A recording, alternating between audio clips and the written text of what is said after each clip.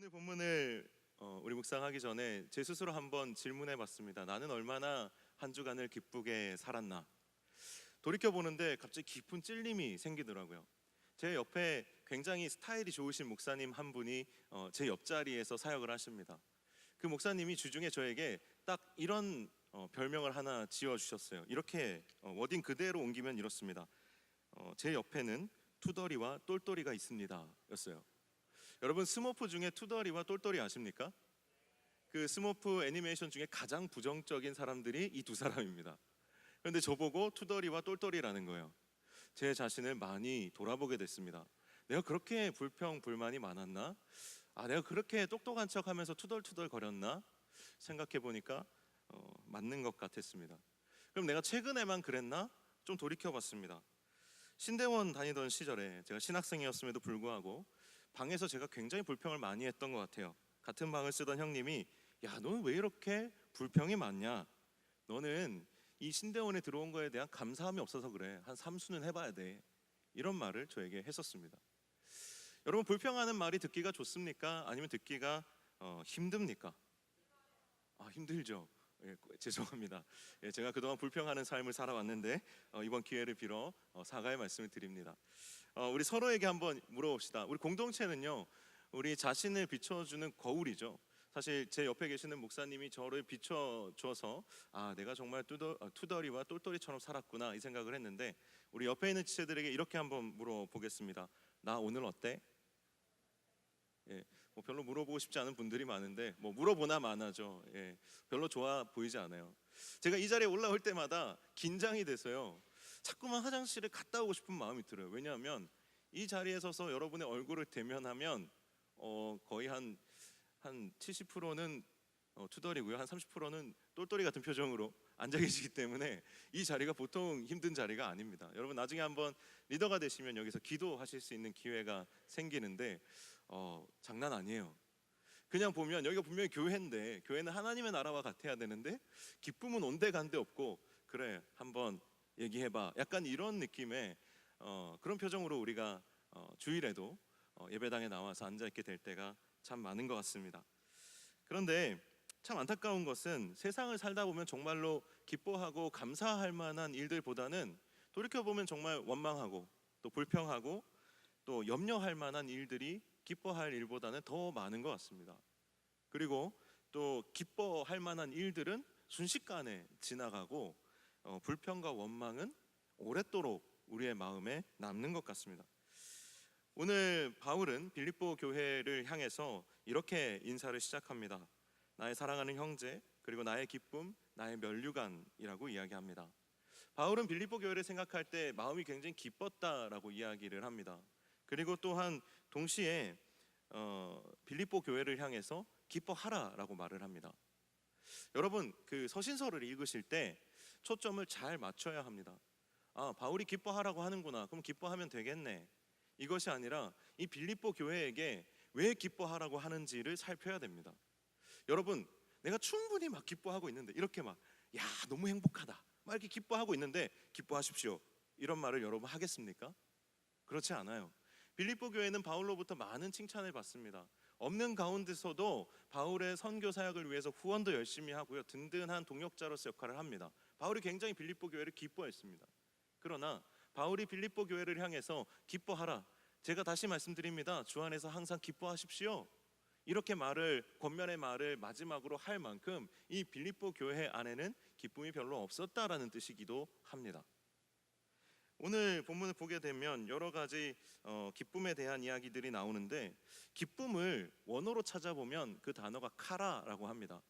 이 카라라는 단어는 우리가 성령의 열매를 이야기할 때, 우리 교회 오래 다니신 분들은 성령의 열매가 몇 가지인지 아시죠? 몇 가지일까요? 하나, 둘, 셋. 이야, 대단하십니다. 그러면 9가지 열매를 한번 외워볼까요? 하나, 둘, 셋. 사랑과 희락과 온유와 그런 게 있죠. 근데 그 중에 하나가 희락입니다. 희락. 이 희락이 카라라는 똑같은 원어입니다. 그러니까 곧 기쁨도 성령의 열매라는 것이죠. 여러분 아시는 것처럼 기쁨이라는 것이 우리 안에 원래 갖춰져 있는 것이 아니라, 열매라는 것은 무엇이냐면 우리가 신앙생활을 하면서 기쁨이 가득하도록 우리의 성품을 하나님 안에서, 주 안에서 연단하고 훈련해야 된다라는 이야기를 지금 하고 있는 겁니다. 성령의 열매, 우리가 참 사모할 만한 것이 성경에 있는 것 중에 이 성령의 열매인데, 성령의 열매가 여러분 아시다시피 9가지입니다. 그런데 그러면 9가지 열매면 성령의 열매들이라고 해야 돼요. 그렇죠? 9가지면. 그런데 성경은 이 성령의 열매에 대해서 성령의 열매들이라고 하지 않고 성령의 열매 단수로 이야기를 합니다. 그 말은 곧 우리의 인격이 구등분해서 하나는 사랑, 하나는 온유, 하나는 절제, 하나는 오래 참음, 하나는 희락, 이런 식으로 열매를 맺는 것이 아니라 하나의 열매인 거예요. 우리의 인격이 하나의 열매인 것입니다. 우리의 심령이 하나의 열매이고 9가지 맛을 내는 것이죠. 우리의 심령이 익어가면서 성숙해가면서 9가지의 맛을 균형 있게 내는 것이 바로 성령의 열매입니다. 어느 한 가지 열매만 비정상적으로 발달하지 않는다라는 거예요. 비슷하게 계속해서 성장해가면서 이 열매가 조화로운 맛을 내는 것이 성령의 열매라는 뜻입니다.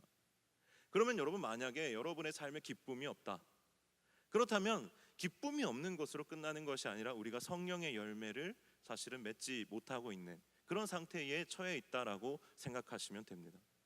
계절의 변화를 느끼지 못한대요. 우울한 사람은. 기쁨이 없는 사람은 계절의 변화를 잘 느끼지 못한대요. 또 기쁨이 없는 사람은 또 다른 사람들의 반응에 별로 리액션을 잘 하지를 못한대요. 우리가 살아가다 보면 그런 상황에 처할 때가 있지 않습니까? 그런 상황 가운데 처할 때 원인이 보통 뭡니까? 오늘 빌립보서의 본문을 우리가 훑어보면 크게 2가지를 이야기합니다. 하나는 관계의 문제고요, 하나는 염려의 문제입니다.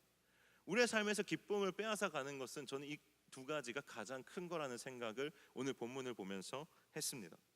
바울은 이 기쁨에 대해서 이야기하면서 한 가지 문제를 지적합니다. 이 빌립보 교회 안에는 아주 열심히 바울의 사역을 도왔던 유오디아와 그리고 한 사람 누구죠? 순두계라는 이 2 여인이 있었습니다. 그런데 이 2 여인에게 바울이 같은 마음을 품으라고 권면해요. 자, 보통 이런 말이 나오면 어떻게 해석해야 된다고요? 이 2 여인이 아주 박터지게 싸웠구나, 이렇게 생각하시면 됩니다. 이 2 여인이 너무 서로 맞지 않아서 참 교회 안에 계속해서 분열과 반목을 일으키고 있었다라고 생각하시면 됩니다.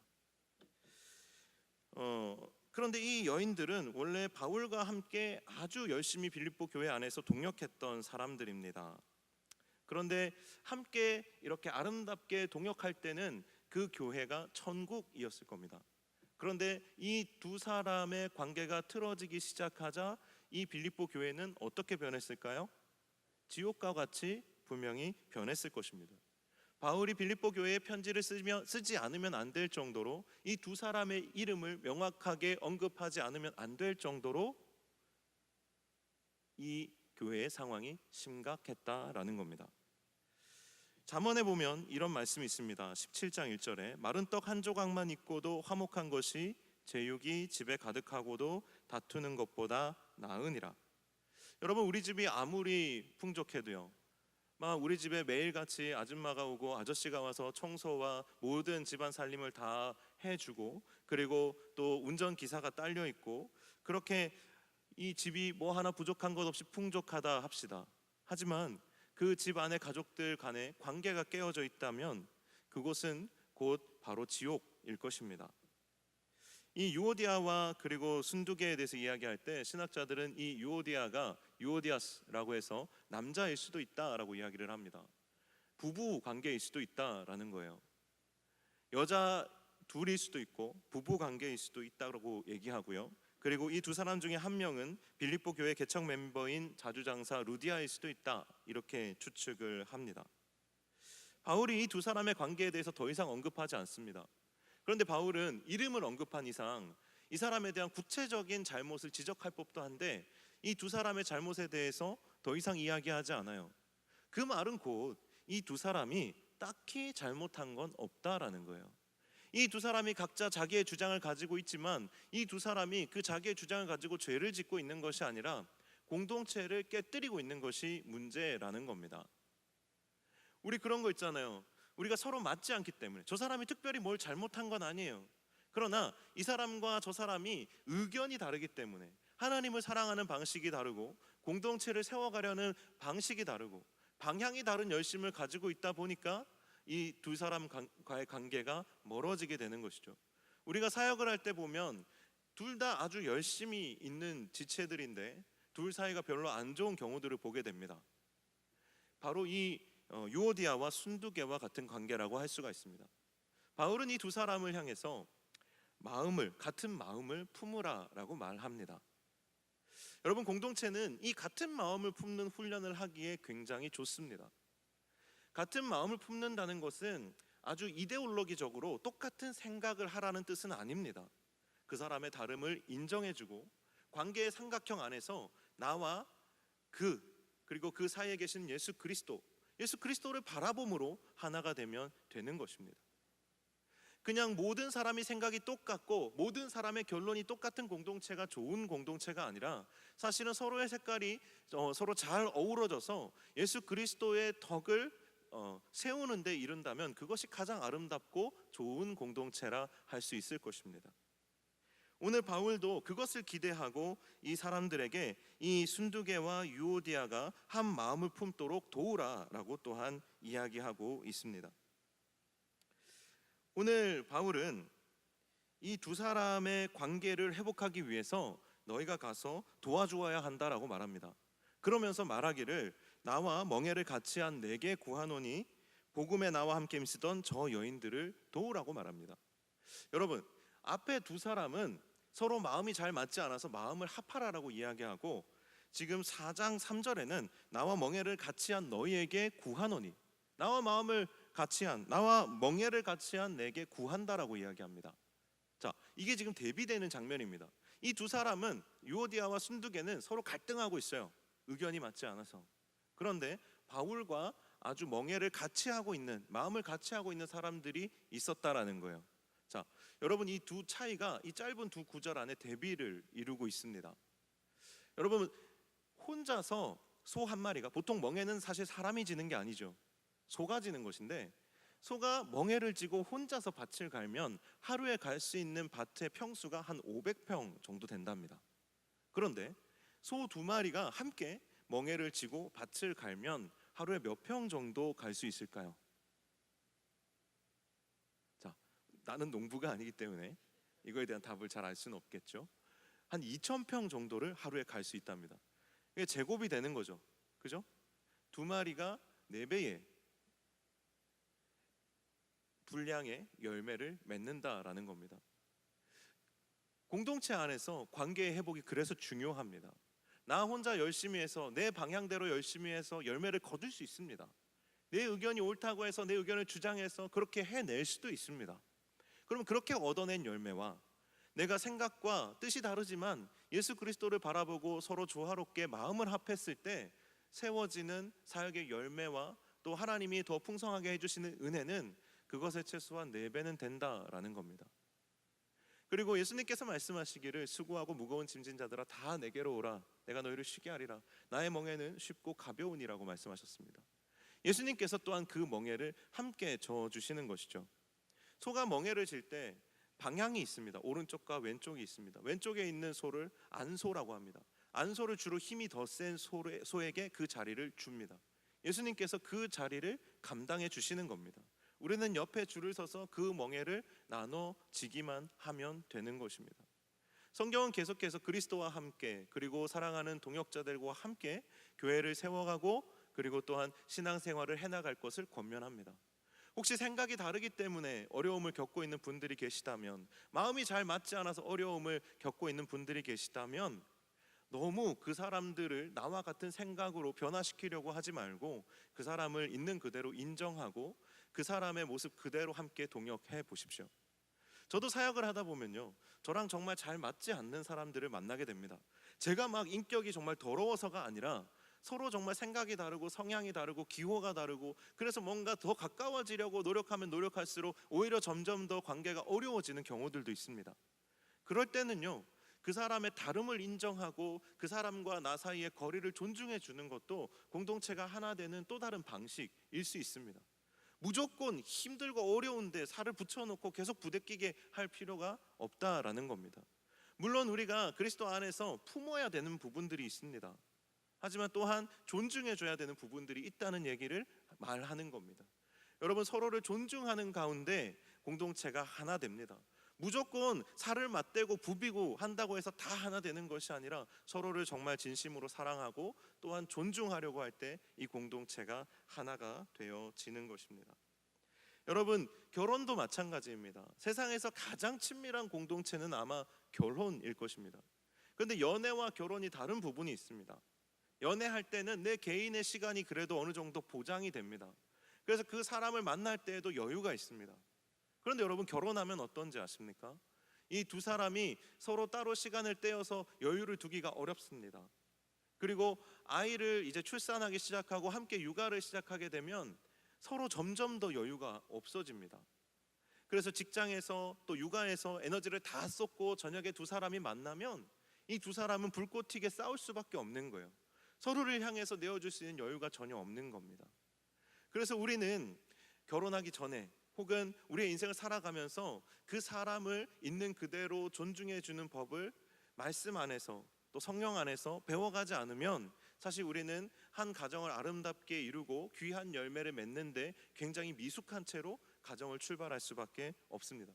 저는 우리 청년 공동체가 지금 함께 서로 잘 모르는, 내가 사랑할 이유가 전혀 없는 이 사람들을 대상으로 함께 서로 사랑하려고 노력하고 또 서로를 보듬으려고 노력하고 인정해 주려고 노력하는 이 과정을 통해서 저는 여러분들이 정말 귀한 열매들을 맺는 인생으로 성숙해 갈 것이라고 확신합니다.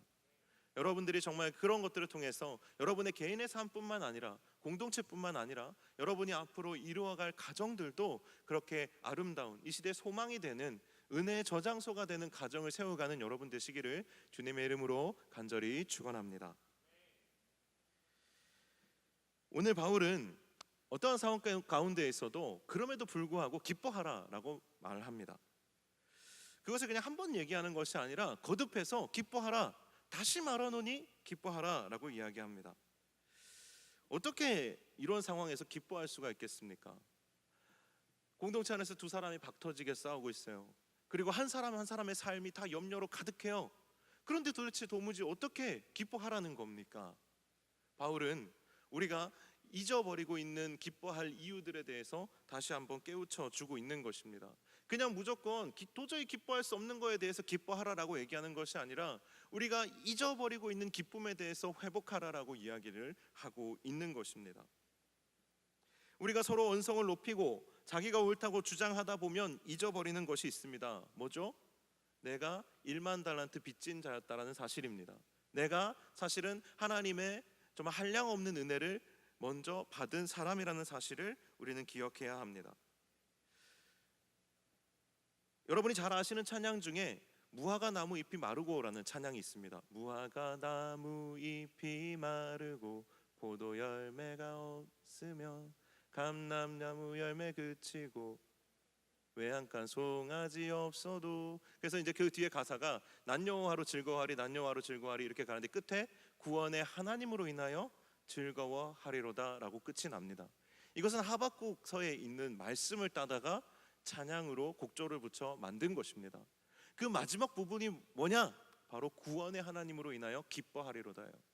하나님이 나를 구속하여 주셨음으로 인하여 나의 어떠한가 상관없이 내가 아직 죄인 되었을 때에 하나님이 나를 먼저 사랑하셨음으로 인하여 내가 이 자리에 죄의 종로로 타지 않고 그리스도의 자녀로 하나님의 사람으로 살게 되었는데, 죄의 짐을 벗고 자유함 가운데 살게 되었는데, 은혜 가운데 살게 되었는데 내가 어찌 누군가를 사랑하고 품지 않을 수가 있겠습니까? 사랑하는 여러분, 바울은 또한 또 한 가지에 대해서 이야기를 합니다. 바로 성령께서 우리와 함께 하신다라는 겁니다. 우리는 이것을 기뻐할 수 있습니다. 성령께서는 하나님이 우리와 함께 하시는 방식으로서 우리와 함께 하십니다. 그분은 우리 안에 계셔서 위로하시고 우리를 돌보시고 또 우리는 그를 의지함으로 우리는 기뻐할 수 있습니다. 성령께서는 그 이름이 보혜사입니다. 우리를 도우시는 분이시라는 뜻입니다. 그 도우시는 성령께서 우리가 정말 우리 안에 늘 계셔서 우리가 다시 위로를 받고 새 힘을 얻을 수 있도록 계속해서 도와주신다는 사실입니다. 우리는 어려운 가운데 처했을 때에도 그분을 생각하면 마음에 새 힘을 얻을 수 있고 기뻐할 수가 있습니다. 마지막으로 우리가 한 가지 더 기억해야 할 기쁨의 근원은 하나님께서 지금도 우리를 통치하시고 또 마지막 날에 반드시 우리에게 승리를 주신다라는 믿음입니다. 여러분, 하나님께서는 우리가 아무리 어려운 상황 가운데 처해 있다 할지라도, 이 세상이 아무리 절망과 같은 상황 가운데 처해 있다 할지라도 하나님께서는 여전히 통치하고 계신다라는 사실이 우리에게 큰 위로와 소망을 줍니다. 그리고 우리가 어떤 상황 가운데 있든지, 이 세상이 어떤 상황 가운데 있든지 최후 승리는 반드시 하나님께서 이루어내실 것이라는 그 순수한 믿음이 우리를 다시 기뻐할 수 있게 합니다. 제가 이걸 실험해 봤어요. 그냥 스트레스를 받고 마음이 어려운 순간 무엇을 내가 어떻게 해야 될까 고민하다가 이것을 다시 한번 떠올려 봤어요. 하나님이 나를 구원해 주신 기쁨, 그리고 성령께서 내 안에 계시지, 그리고 하나님이 지금도 내 삶을 붙잡고 통치하고 계셔. 반드시 승리하게 하실 거야. 반드시 나를 승리로 인도하실 거야. 이 믿음으로 다시 한번 나의 상황을 조명해 봤을 때 제 마음에 기쁨이 회복되더라고요. 소망이 회복되더라고요. 여러분, 한번 도전해 보십시오. 정말로 그렇게 되냐고 질문하지 말고, 여러분 정말 어려운 순간에 이 진리를 붙잡고 한번 여러분의 마음을 일으켜 세워 보십시오. 그러면 여러분, 이 세 가지를 다 생각하기도 전에 예수 그리스도가 나를 구원하셨지, 내가 죄인임에도 불구하고 사랑하셨지, 이것을 생각하는 순간 벌써 회복이 시작되는 거예요. 성령님이 내 안에 계시지, 온 세상 사람들이 내게서 등을 돌려도, 온 세상 사람들이 나를 비난하고 손가락질해도 내 안에 성령님께서는 나를 도와주시지, 나와 함께 해주시지, 나를 지지해 주시지, 나를 위해 탄식으로 기도해 주시지. 그것이 나를 일으켜 세워주고 기쁨을 회복시켜 줍니다. 그리고 정말 이것이 이렇게 내 생각과는 다르게 진행된다 할지라도 이것의 끝이 승리라는 것을 믿고 하나님이 이 상황을 붙잡고 계신다라는 것을 고백할 수 있을 때 우리는 기쁨을 지킬 수 있습니다. 여러분, 이 세상을 한번 바라보십시오. 신정론의 관점에서, 하나님이 다스리신다는 관점에서 이 세상을 바라보면 하나님의 살아계심을 느낄 수 있습니다. 우리가 이 세상을 바라볼 때 뉴스에 나오는 그 많은 사람들, 악을 행하고 불법을 행하고 정말 약자들을 괴롭히고 살인하고 간통하고 또한 정말 폭력적으로 이 세상 가운데 자기의 유익을 위해서 이기적으로 살아가는 사람들이 정말 많은 세상인데, 그럼에도 불구하고 이 세상이 망하지 않고 있지 않습니까? 이 세상을 위협하는 정말 여러 테러 단체들이 있습니다. 그럼에도 불구하고 절대적인 이 세상의 질서가 유지되고 있는 이유가 무엇입니까? 신학자들은 이것에 대해서 이야기할 때 하나님께서 악을 억제하고 계신다라고 이야기합니다. 이것은 이 온 세상이 돌아가고 있는 것뿐만 아니라 내 인생에서도 동일합니다. 내가 하나님을 의지하고 믿고 나아갈 때 내 안에 이 악과 내 안에 연약함들을 하나님께서 도우셔서 억제해 주시고 그것과 싸워 이길 수 있는 힘을 공급하여 주신다라는 뜻입니다. 그리고 반드시 승리하게 하신다라는 거예요. 이 세상의 끝에 하나님께서 승리를 주실 것처럼 내 삶에도 하나님께서 반드시 승리를 주실 것이라는 겁니다. 우리는 그리스도와 함께 멍에를 지고 그리스도와 함께 일어서기만 하면 되는 것입니다. 바울은 우리가 기쁨을 잃어버리는 두 번째 이유에 대해서 염려라고 이야기합니다. 염려하지 말라는 것은 우리 안에 염려가 가득하기 때문이죠. 그런데 여러분의 염려의 근원이 도대체 무엇 때문입니까? 바울은 우리 안에 있는 염려를 이길 수 있는 힘이 기도에 있다라고 한번 또다시 방향을 틀어서 이야기를 합니다. 모든 일에 기도와 간구로 너희 구할 것을 감사함으로 아뢰라. 저는 오늘 좀 삐뚤어지기로 했습니다. 성경을 좀 삐뚤게 좀 봤습니다. 아무 염려하지 말라. 모든 일에 기도와 간구로 너희 구할 것을 감사함으로 아뢰라. 이것을 삐뚤게 뒤집어 보면 어떻습니까? 너희 안에 염려가 가득하구나. 너희는 중요한 일이 아니면 기도하지 않고 그 기도에 감사가 없구나.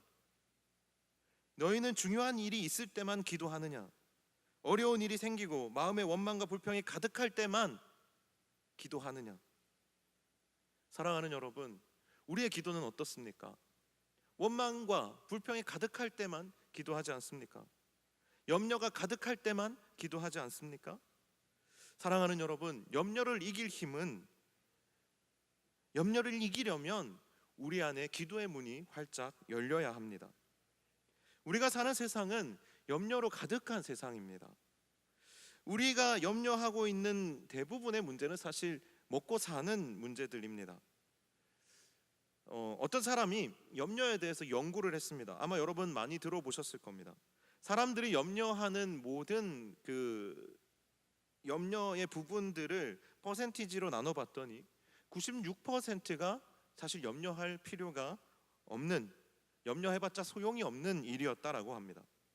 우리가 염려하는 것들의 40%는 일어나지 않을 일들이라고 하고요, 30%는 이미 일어난 일에 대해서 염려하고 있는 거라는 겁니다. 이미 일어났는데 그거에 대해서 여전히 염려하고 있는 것입니다. 그리고 22%는 굳이 염려할 필요 없는 아주 사소한 일들입니다. 그리고 4%는 우리가 염려해봤자 바꿀 수가 없는 일이랍니다. 고작 4%만이, 이것이 다 합치면 96%거든요. 고작 4%만이 우리가 노력해서 조금 바꿀 수 있는 일들이라는 겁니다. 우리가 염려한다고, 다시 말해서 염려한다고 해결되지는 않는다라는 것이죠. 어떤 한 수험생이 너무 염려가 많이 돼서 한때 유행했던 그 걱정 인형을 샀답니다. 근데 그 걱정 인형을 사고 나서 자기가 선물 받았대요. 선물 받고 나서 대학에 합격했다는 겁니다. 그 글을 보고 나서 사람들이 걱정 인형을 다 막 사기 시작했어요. 뭐 선물도 해주고 사기 시작했는데 한 70만 명이 인형 판매 사이트에 몰려서 서버가 다운될 정도였답니다. 여러분, 걱정 인형이 한 5개의 인형의 세트로 구성이 되어 있습니다. 여러분, 한 몇 세트 정도 사면 여러분 염려 없이 대학에 들어가고 직장에 입사할 수 있겠습니까? 한 트럭을 사다가 집에 둬도 아마 안 될 거라고 저는 생각합니다. 사랑하는 여러분, 이 땅에서의 삶은요, 염려와 걱정으로 늘 가득하지만 예수님께서는 염려하지 말라라고 말씀하시면서 이렇게 얘기하셨습니다. 이 땅에서 가장 부귀영화를 누린 솔로몬도 그 솔로몬의 영광이 들에 핀 백합화만 하지 못했다라고 이야기합니다. 이 땅에서 부귀영화를 누린 솔로몬의 영광도 풀에 꽃만 못했다는 거예요. 솔로몬이 이 땅에서 그렇게 화려하게 풍족하게 살았음에도 불구하고 우리는 그렇게 못 살아서 사실 염려하고 걱정하지 않습니까? 우리의 삶이 솔로몬의 100분의 1 정도만 채워진다면 염려가 없을 것 같죠. 그런데 그 영광도 풀의 꽃만도 못하대요. 왜냐하면 솔로몬의 삶이 아마 염려로 가득했을 것이기 때문입니다. 여러분, 솔로몬이 얼마나 풍족하게 살았는지 아십니까? 솔로몬은 성전을 짓는데 7년을 썼습니다. 그런데 자기 왕궁을 짓는 데는 몇 년을 썼는지 아십니까? 13년을 지었습니다. 여러분이 지금 살고 있는 집이 13년 된 집은 있겠지만 짓는데 13년 된 집에서 살고 있는 분이 혹시 계십니까? 그 정도 집에? 아마 없겠죠. 솔로몬은 13년이 걸려서 완공한 왕궁에서 살았고요. 그리고 그 왕궁의 하루 식사에만 밀가루가 2만 킬로, 외양간 송아지가 10마리, 방목한 소가 20마리, 양이 100마리, 사슴, 노루, 새 등의 음식이 사용되었습니다. 엄청난 양이 하루에 그 왕궁에서 소진되었습니다. 그리고 후궁이 700명, 그리고 첩이 300명이었습니다. 사랑하는 여러분, 그렇게만 살 수 있다면 정말 좋겠네라는 마음이 우리의 마음에 들지 않습니까? 그렇게 풍족하게만 살 수 있다면 내게 걱정이 없겠네라고 우리가 생각할 수 있지 않겠습니까? 그런데 예수님께서 왜 염려하지 말라는 말씀을 하시면서 솔로몬의 예를 드셨을까요? 솔로몬이 이렇게 풍족하게 살았지만 사실은 그의 삶이 행복하지 않았다라는 것 아니겠습니까? 그의 삶이 예수 그리스도께서 보시기에는 그것이 기쁨이 넘치는 삶이 아니었다라는 것 아니겠습니까? 그 영광이 이 들에 핀 백합화만도 못하다라고 말씀하신 것, 그 뜻이 아니었겠습니까? 여러분, 내 삶에 많은 것을 가진다고 해서 우리의 삶의 염려가 사라지지 않습니다. 여러분, 혹시 여러분의 삶의 염려를 없애기 위해서 불안함 가운데 여러분이 살아가고 계신다면 그 염려를 주께 맡기게 되시기를 축복합니다. 여러분, 염려가 어떻게 없어지느냐? 내가 어디 직장에 취업한다고 해서 없어지지 않아요. 내가 누구 어떤 백그라운드가 좋은 사람과 결혼한다고 해서 없어지지 않습니다. 내 인생에 어떤 탈출구가 있는 게 아니에요. 우리가 염려로부터 탈출할 수 있는 것은 딱 한 가지 있습니다. 그것은 하나님의 함께 하심을 경험할 때에만 우리는 염려라는 것으로부터 탈출할 수 있습니다. 이쪽에 아멘이 많이 계시네요. 네, 축복합니다. 여러분, 저는 청년부에 아멘이 정말 많아졌으면 좋겠어요. 예, 싫으시면 그냥 안 하셔도 됩니다. 여러분, 아멘을 한다라는 것은 우리의 심령에 정말 그렇게 이루어질 것을 선포하는 것입니다. 그래서 여러분 안에 저는 이 예배가 더 리액션이 있었으면 좋겠어요. 점점 제 설교가 길어질수록 여러분의 얼굴에 기쁨이 아마 없어지실 거라고 저 생각을 하는데, 오늘만큼은 우리 기뻐하라라는 설교의 제목을 가지고 함께 나누고 있으니까 끝까지 여러분 미소를 잃지 않으시기를, 그렇다고 또 평소에 안 웃다가 너무 웃느라 또 이렇게 경련이 생기지 않도록 잘 조절하시기 바랍니다. 어디까지 했죠? 뭔 얘기하고 있었지? 예수 하나님과 함께 할 때만 우리가 염려가 사라지고 기쁨이 회복된다라는 겁니다. 지금 방금 하나님이 함께 하심이 느껴졌어요. 예. 여러분, 염려하는 인생은요, 길을 잃은 아이와 같아요. 제가 전에 사역하던 교회에서 부흥회를 했습니다. 부흥회를 할 때 이제 어른들이 아이들을 데리고 오잖아요. 근데 아이들을 둘 데가 없어요. 본당에는 사람들이 너무 많아서 들어갈 수가 없으니까 교육관 쪽에 방을 이제 아이들을 데리고 온 부모님들, 늦게 온 분들 좀 이렇게 예배 드리실 수 있도록 장소를 이렇게 화면을 준비해서 예배를 드릴 수 있도록 이렇게 마련을 해드렸는데, 좀 한 4-5살 되는 아이를 데려오신 부모님이 있었어요. 근데 아이들은 예배 시간에 자리에 잘 안 앉아 있잖아요. 이 아이가 막 뛰어다니는데 거기에 의자가 한 100개 정도 이렇게 놓여져 있으니까 이 아이가 엄마를 떠나서 저쪽 코너로 가는 순간 이제 시야에서 엄마가 사라지는 거예요. 이 아이가 막 두려움과 공포에 사색이 됐어요. 엄마를 찾는 거죠. 엄마 어디 있지? 엄마 어디 있지? 막 이렇게 불안과 두려움에 사로잡혀서 막 거기를 막 헤매고 다니다가 이쪽 코너를 딱 도는 순간 엄마가 여기에 있는 거예요. 아이가 엄마와 눈이 딱 마주쳤습니다. 엄마가 아이를 향해서 활짝 웃었어요. 나 여기 있어, 이런 표정으로 활짝 웃었어요. 그런데 그 아이가 그때 어떻게 했냐면 그동안 참아왔던 울음을 팡 하고 터뜨리는 거예요. 두려움과 불안과 공포가 어디에서 해소가 됩니까? 부모 앞에서 해소가 되는 거예요. 우리의 두려움과 불안과 공포는 하나님 앞에서 해소가 되는 겁니다. 우리가 하나님 앞에 엎드려서 우리의 눈물을 터뜨릴 때 우리의 두려움과 염려는 사라지는 거예요. 여러분, 문제가 해결되기 때문에 다 내 삶이 괜찮아지는 것이 아니라, 하나님께서는 그렇게 해주실 수도 있지만 하나님은 우리의 부모로서, 우리를 하나님의 자녀 삼으신 부모로서 우리가 성장하고 성숙하기를 원하세요. 우리를 성장시키고 계신 거예요. 그래서 그 문제를 해결해 주시기보다는 그 문제를 이겨낼 수 있을 만한 마음의 힘을 주시는 겁니다.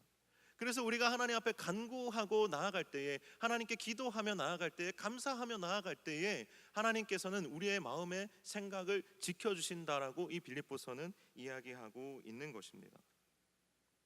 사랑하는 여러분, 기도의 문이 열린다라는 것은요, 하나님 앞에 나와서 우리의 모든 무장을 해제하는 것을 의미합니다.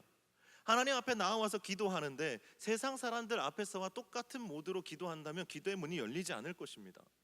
코너를 돌아서 엄마를 발견한 그 아이와 같은 심정으로, 하나님, 내가 이 세상에서 두려움과 불안함에 휩싸여 살다가 정말 이제 주님 앞에 나와왔는데 하나님, 내 마음에 새 힘을 주십시오. 하나님, 이 불안과 두려움과 공포를 극복할 수 있는 능력을 나에게 덧입혀 주십시오. 하나님, 이 상황을 바꿔주십시오만 기도할 것이 아니라 이것을 감당할 수 있는 힘을 주십시오. 나는 힘이 없습니다. 나는 부족하고 연약합니다. 하나님, 도와주셔야 합니다. 나를 안아주셔야 합니다. 주님, 함께 가주셔야 합니다.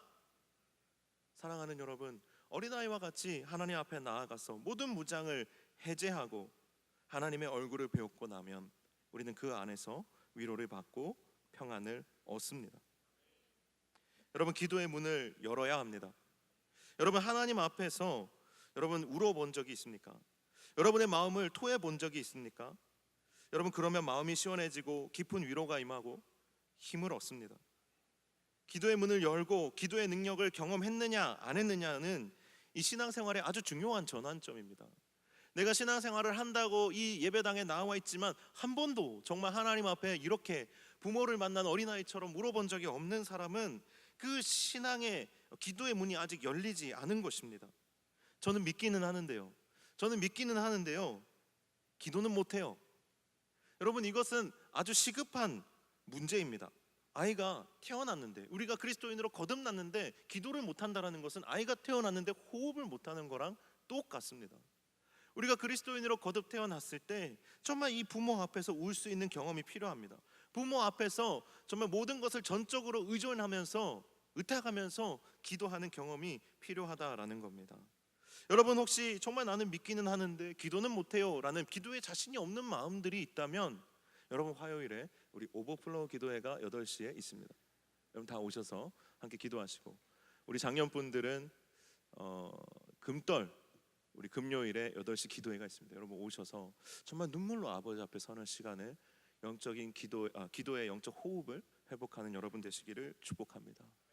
여러분 화장실이 가고 싶은데 참고 있는 사람만큼 미련한 사람은 없습니다. 인생의 짐을 지고 있을 때 우리 아버지 되신 하나님 앞에 나와 푸는 것입니다. 그것이 우리에게 새 힘을 줍니다. 여러분 기도 없이 이 험한 세상을 어떻게 살려고 하십니까?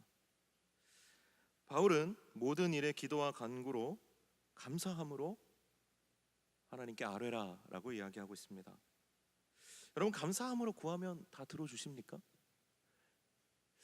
내가 기도를 하려고 하는데 기도 제목이 있어요. 그러면 일단 그래, 감사함으로 기도하면 들어주신다고 했으니까 일단 감사로 시작하자. 그리고 내 필요한 걸 다 얘기해요. 뭐 이런 식입니다. 하나님, 한강이 보이는 아파트 아시죠? 제 가족 수만큼의 방은 있어야 되겠습니다. 하나님, 제 남편 키는 한 180cm는 넘어야 되고요. 학력은 대학원 이상, 연봉은 한 1억 정도, 그 정도 돼야 됩니다. 한 5천 정도로 할까요? 제 아내가 될 사람은 연예인 버금가는 미모와 상당한 재력가 집안의 현모양처여야 합니다. 여러분 감사함으로 기도하면 다 이루어지는 줄로 믿습니까? 이런 건 사실 헛소리입니다. 어떤 이 말씀을 우리가 하나님 앞에 제대로 이해해야 합니다. 감사함으로 아뢰라. 이 감사는요, 내가 원하는 것을 얻어내기 위한 감사가 절대 아닙니다. 모든 일을 하나님께 아뢰라고요? 내 기도의 제목 한 500개 정도를 만들어서 하나님 앞에 결제 맡듯이 다 써놓고 하나님 1번부터 500번까지 아시죠? 아주 구체적으로 모든 일을. 그러면 하나님 들어주십니까? 이 한 구절의 말씀에 대해서 단단히 오해한 것이죠. 이 말씀 구절의 의미는 모든 일을 하나님 앞에 이야기할 정도로 하나님과 친밀한 가운데 기도하라는 뜻입니다. 그리고 감사함으로 아뢰라는 것은 이 모든 기도를 기쁘게 들어주시는 하나님에 대한 감사를 가지라는 겁니다. 바로 이것을 이야기하는 것입니다. 기도가 우리의 즐거움이 되어야 한다는 겁니다. 우리의 모든 삶의 소소한 일들을 하나님과 나누고 교제할 수 있을 만큼 이 기도가 살아있어야 된다는 겁니다. 인격적으로 살아있어야 된다는 겁니다. 그랬을 때 그 기도가 너의 마음과 생각을 지킨다라는 겁니다. 내가 감사함으로 500개의 기도 제목을 딱 하나님 아시죠? 라고 이렇게 드리고 나면 이제 하나님이 알아서 하시기 때문에 내가 더 신경 안 써도 되는 그런 기도가 아니라 내가 하나님과 인격적으로 친밀한 기도의 삶을 살아갈 때 그것이 우리의 삶의 평강과 기쁨을 지켜준다라는 것입니다. 사랑하는 여러분, 말씀을 맺겠습니다. 여러분 비우는 것보다 채우는 것이 더 중요합니다. 우리의 삶의 염려를 걷어내고 우리의 삶의 분열을 걷어내고, 오늘 빌립보서의 하반절 우리 4장 8절과 9절이죠. 우리 이 8절과 9절은 사실 잔소리같이 우리에게 들릴 수 있습니다. 하지만 이 바울은 빌립보 교회 안의 성도들이 이러한 것들로 채워지기를 기대하고 있습니다. 우리 한번 읽어볼까요? 우리 4장 8절과 9절을 한번 읽어보도록 하겠습니다. 같이 함께 4장 8절과 9절 읽겠습니다. 시작.